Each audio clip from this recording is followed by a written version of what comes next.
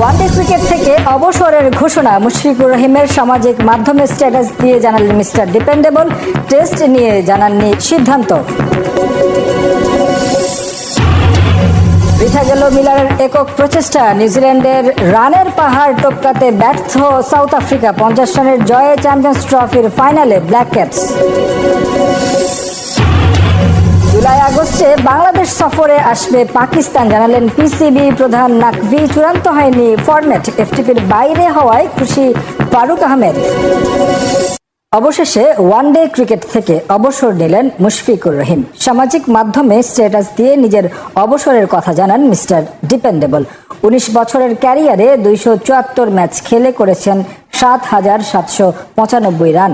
আছে 9টি শতক এবং 49টি অর্ধশতক। টি-20 থেকে আগেই অবসর নেওয়া মুশি এবার ওয়ানডেকে বিদায় জানালেও টেস্ট নিয়ে জানাননি কোনো সিদ্ধান্ত।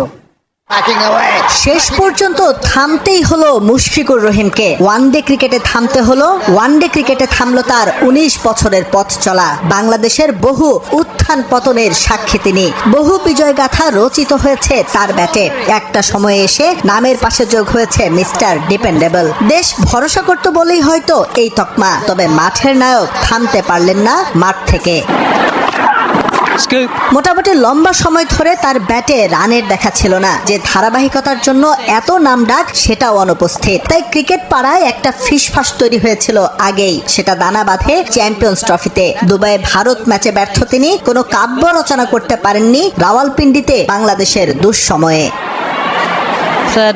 এরপর থেকেই সমালোচনা তুঙ্গে। আর কতদিন জোর করে আগলে রাখবেন লাল সবুজের 15 নম্বর জার্সি? এই প্রশ্নের জবাব নেই কারো কাছেই। জানা ছিল না বিসিবির বড় কর্তাদেরও। অবশেষে ঘোষণা এলো মুশফিককে ফলো করা 1,30,00,000 ফেসবুক পেজে। জোর করে আর থাকছেন না বাংলাদেশের ওয়ানডে ক্রিকেটে।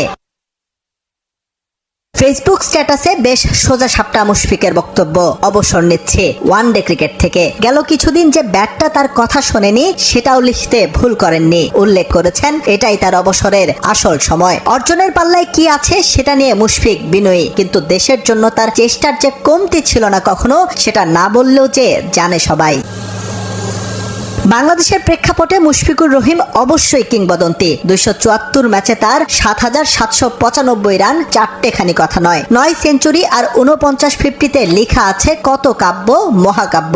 দেশের ক্রিকেটের এমন একজন প্রতিনিধি সামাজিক মাধ্যমে বিদায় জানাবেন, এটা বেমানান। হয়তো মুশফিক চেয়েছিলেন একটা ফেয়ারওয়েল ম্যাচ, কিন্তু পূরণ হলো না। আসলে সবার সব চাওয়া যে পূর্ণতাও পায় না।